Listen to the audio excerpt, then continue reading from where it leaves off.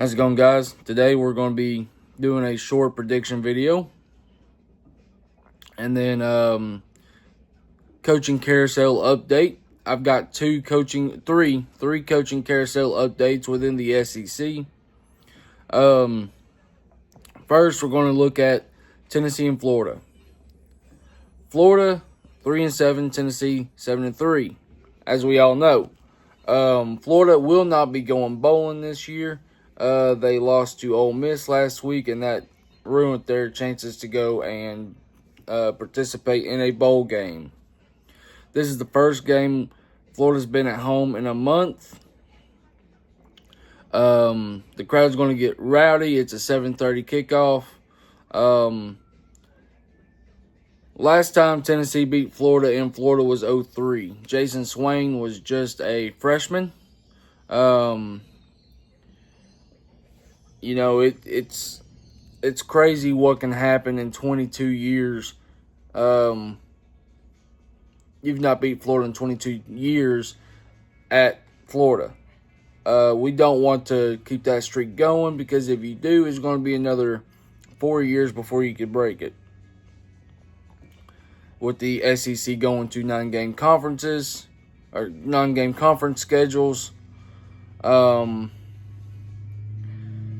that would put 3 SEC opponents on a 4-year rotation. You get 3 protected rivals for 4 years is what I'm trying to say. And Florida is not one of those for Tennessee for the next 4 years. As we all know, those 3 for Tennessee is Alabama, Vanderbilt, Kentucky. So we don't play Florida next year. We play Florida in 2027, and then we play Florida again in 2029. That would how that work. That would be how that works. Same thing with Georgia. So you got to get this win here today if you're Tennessee. Both quarterbacks are turnover machines so far. DJ Lagway leads the entire country. Well, the entire conference, I should say. Not the country. He's up there, though. And interceptions thrown. 13 picks thrown this year for Lagway, including 5 of those against LSU, in which you only lost 10 points to the Tigers at LSU. Joey Aguilar, 10 interceptions. Whoever's going to win this game is going to be whoever wins the quarterback battle, in my opinion. Both teams have got to get pressure on the quarterback to make them uncomfortable, and that's how you're going to win this game. I would lean more on Tennessee to do that, because Tennessee is a top 5 defense in terms of getting to the quarterback, sacking the quarterback, top 10 team in tackles for loss, top 3 team in total defense touchdowns, or touchdowns scored by the defense, with 6, I believe, is what we have. Tennessee's really good on that front line, on both sides of the ball. But Tennessee's defensive line needs to get home today. They need to take the crowd out of the game. Go down there.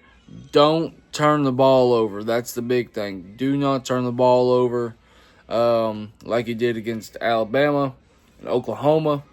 That's ultimately what beats you with both of those games. So you need to limit the turnovers.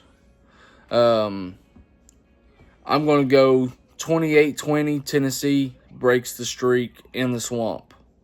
Next up is Oklahoma, Missouri. This is probably game of the week. Actually, it is game of the week within the conference. Bo Perbula is back for Missouri. John Mateer. Johnny Football 2.0 down there in Oklahoma. This is going to be a very good game. I feel like Oklahoma's defense is very good. Missouri has a good all-around team. It's going to be whoever can score or get a stop on defense. I'm going to lean Oklahoma here. I don't know too much about Bo per Beulah this year. He's been hurt, I know. So I'm going to take Oklahoma here. I think Mateer's starting to look a little more like himself. Pre-injury, of course. Not just like he was, but he's getting closer to what he was before. That being said, I think Oklahoma wins that game. In a close game, I'm going to go 31-28. 31-28. That's my score prediction for them. And that'll be the prediction part of this video. Now we've got some coaching updates.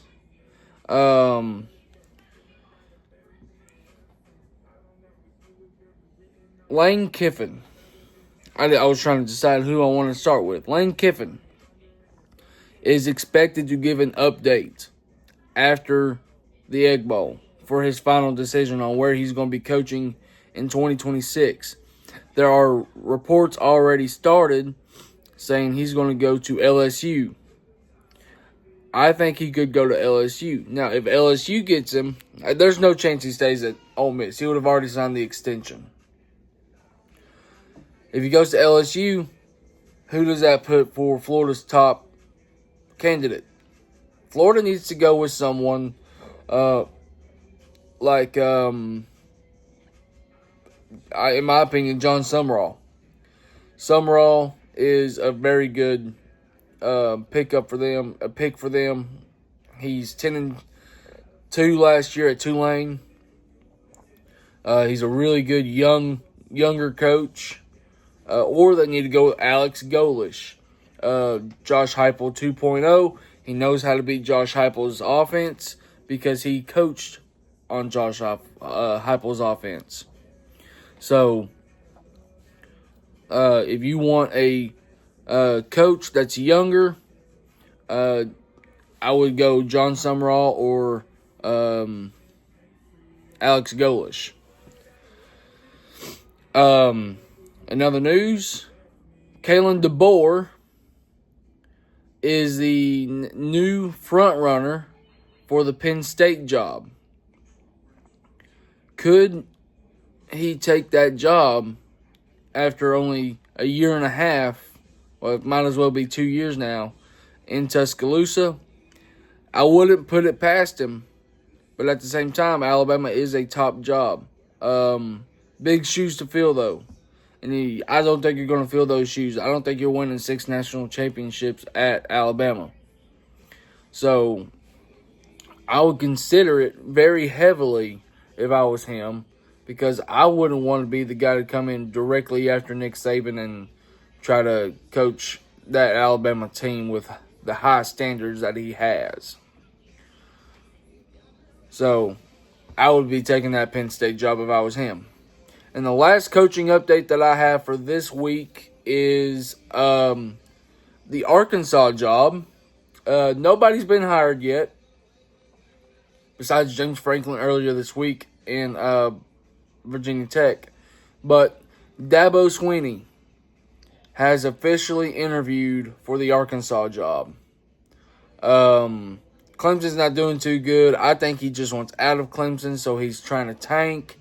I don't know if that's what he's really trying to do, but, he's a good coach. I think he's a pretty dang good coach anyway.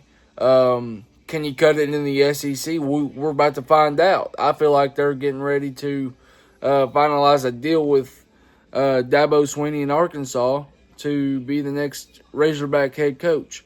And I think this is a good pickup for them. So we're going to find out here the next few days, few weeks maybe, on these available coaching hires, and we will be here to let you guys know every step of the way whenever I find out.